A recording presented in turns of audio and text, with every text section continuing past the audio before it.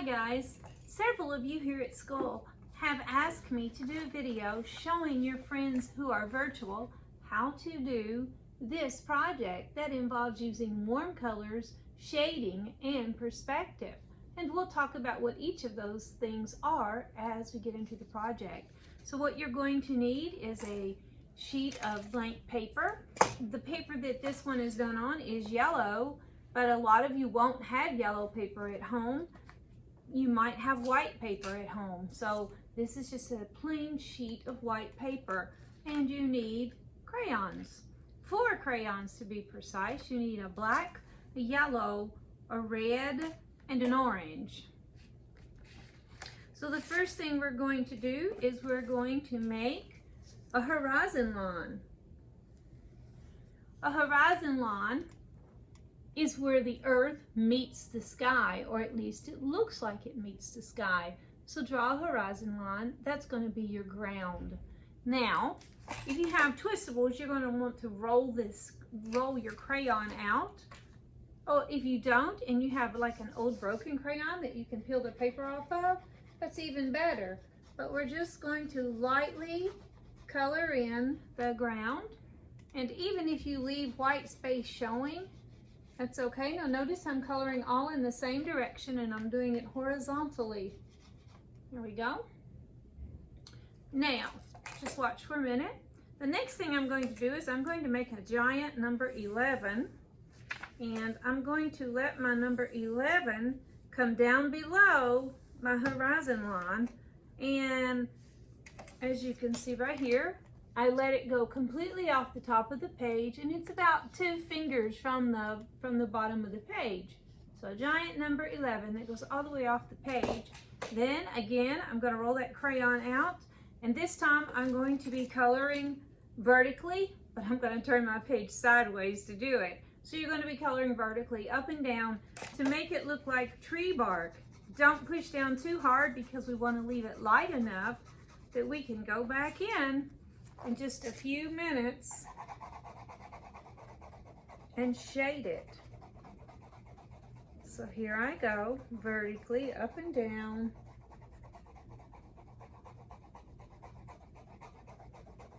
And I'm gonna have to go off the page.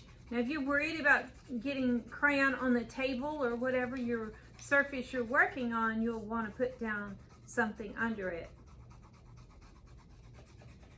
Okay, so this is kind of what it should look like when you're finished. Now to make our next tree, we're going to make another number 11, but this time we're just going to come a little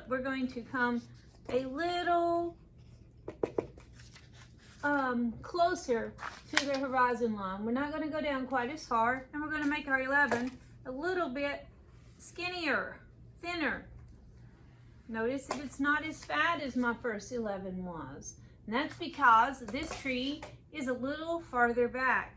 So this is called perspective. When things are farther away from you, they look smaller. And when they're closer to you, they look bigger. So then go ahead. If you need to pause the video, go ahead and do that. But color that tree trunk in as well. Color that number 11.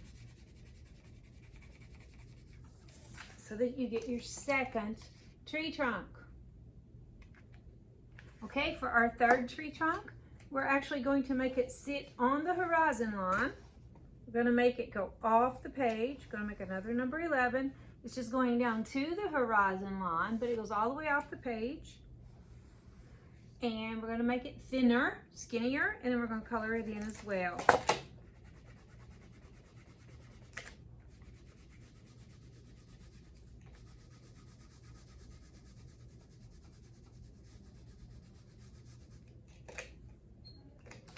Now it's time to put the branches on our trees. And for simplicity's sake, that means just to make it easy, if you can make the letters Y and S, you've got this. So right here, I'm going to make this tree, my skinny tree, is the farthest away. So I'm simply going to make the letter Y coming off of this tree and going right off the page. And I'm going to do another one. And this one, I'm going to let it just go right behind the other tree so that it looks like it's in the distance. So that's my far away tree. My tree that's in the middle, I'm going to make the number 11, but I'm going to make it stop behind that, go behind this tree. Then I'm going to make it really skinny, and I'm going to color it in. And off that number 11, maybe I'm going to put the letter S coming off of it. So that, and maybe I'll do another one down here. Oops. The crayon is having issues. Maybe that's a Y down there. So I do just a couple of branches. Now, if I put a branch on this side, I can let it go right across.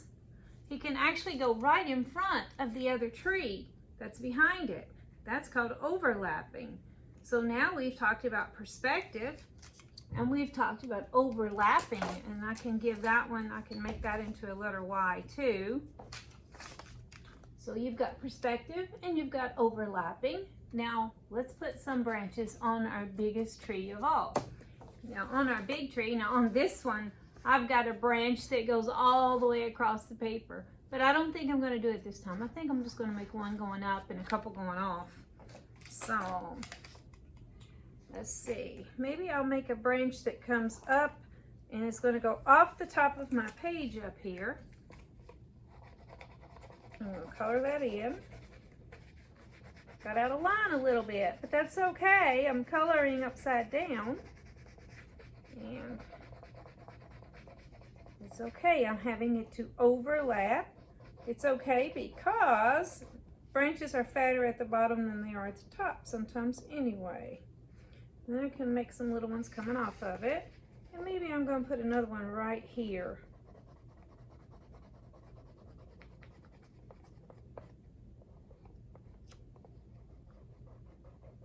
So go ahead and add yourself some tree branches. So we've got our overlapping. Now, if I have this pack of crayons and I'm holding it like this and the light is coming from the ceiling, it's hitting the top side, but the bottom side of my crayons are dark. The colors look darker because they're in the shadow. So when the light hits something on the other side, it makes a shadow. So that's what we want to do on our tree.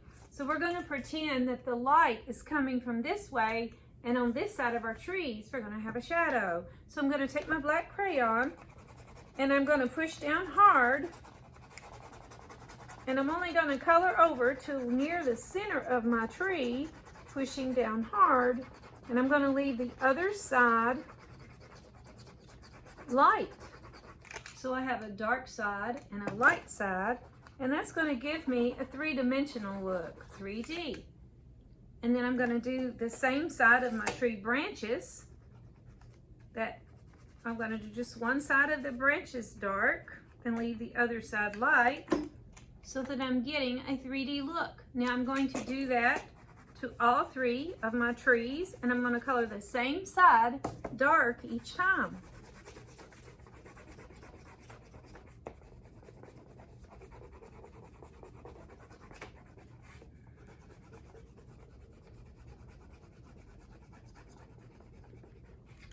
Okay.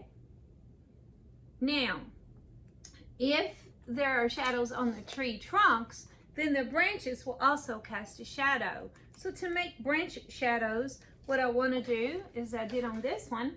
If you'll notice, these shadows are not straight across angles, but they're like diagonal lines, and they're colored vertically. So I'm going to go, let's say I want to pretend that there's a tree branch casting a shadow right here.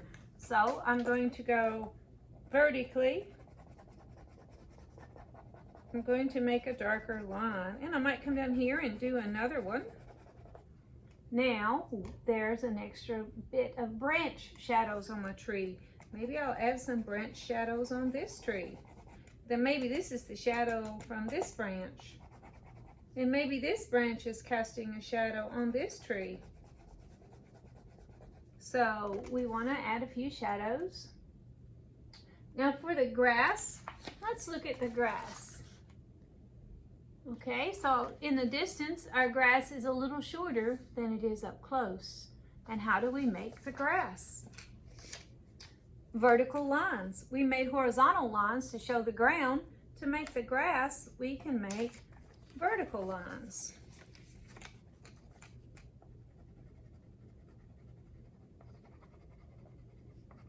And as we get closer, our lines are going to get a little taller.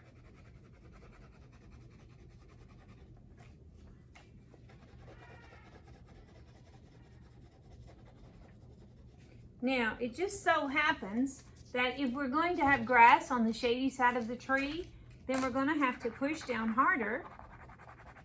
Let me show you what we need to do and make that grass darker so that it looks like it's being shaded. So the grass on the light side of the tree, we won't push down as hard. And the grass on the shaded side of the tree, we push down harder. The grass that's closer to us, we make it taller. The grass that's farther away will look shorter. Even though if we were there, the grass would probably be the same height all over, unless somebody mowed it. Now, we might want to come up closer and we might want to press our crayon down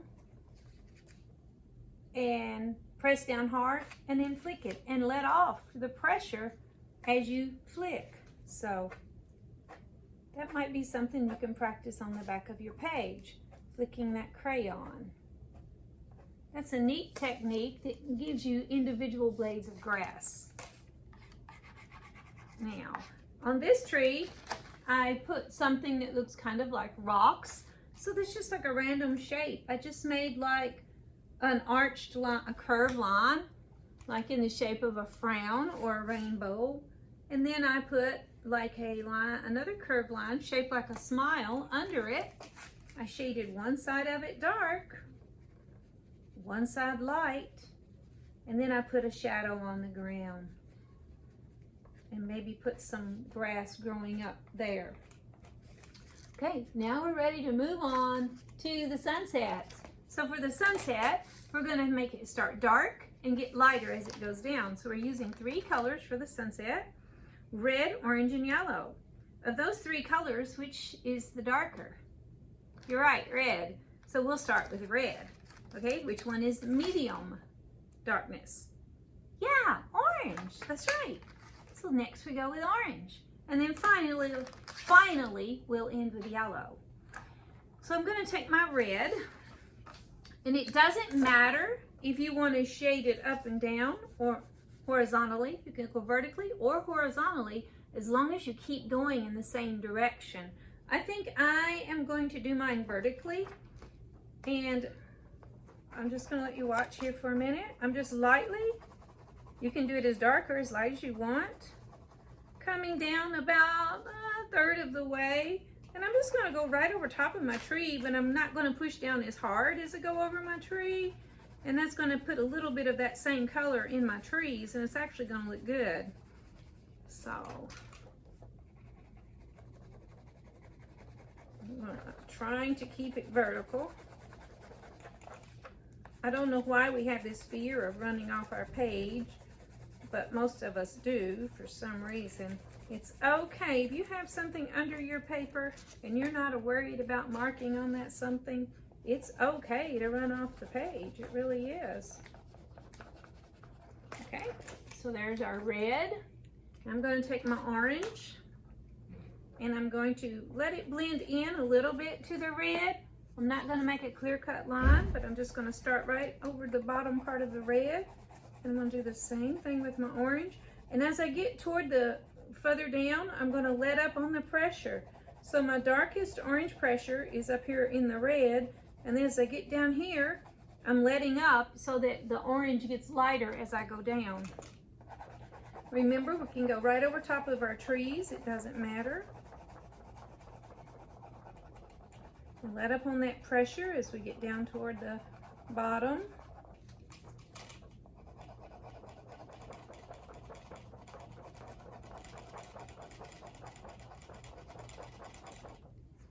I'm going to lay my paper down, roll my crayon out, and do this number just a little bit.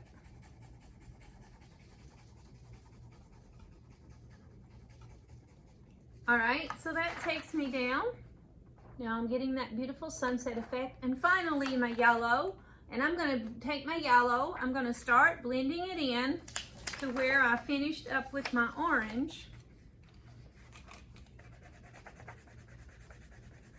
And then I'm going to take it all the way down to the very bottom of my page. I'm going to even go down on the ground with that yellow. So I'm going to lay my paper down and do that right quickly. Let me show you what I mean.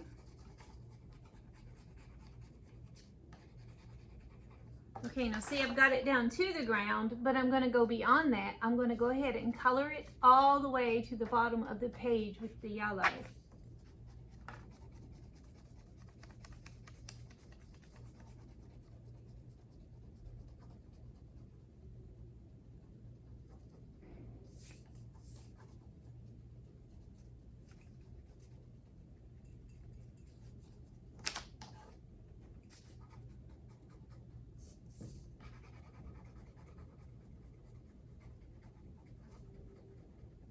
And here we are. Don't forget to sign your paper. You might even want to put a few birds on it. Do you remember how we made birds in the distance? Just in case, let me show you on the back. If you can make a frown, a frowny face, take the frown from a frowny face, make just the frown, and connect it to another frown, and that's going to look like a bird flying in the distance. So let's put this onto my picture here. Let's see, where do I want a bird? I think I want a bird right there. Can you see my bird? I might want another bird right here. You might add a few birds to your picture. Remember that this is a wintertime sunset. So we're not putting any leaves on the trees because it's winter time. All right? When you're finished, if you have another color paper and you want to glue your picture onto another paper like I did, I glued mine onto this orange construction paper. That looks pretty cool too. All right, I hope you have fun with this. See you next time.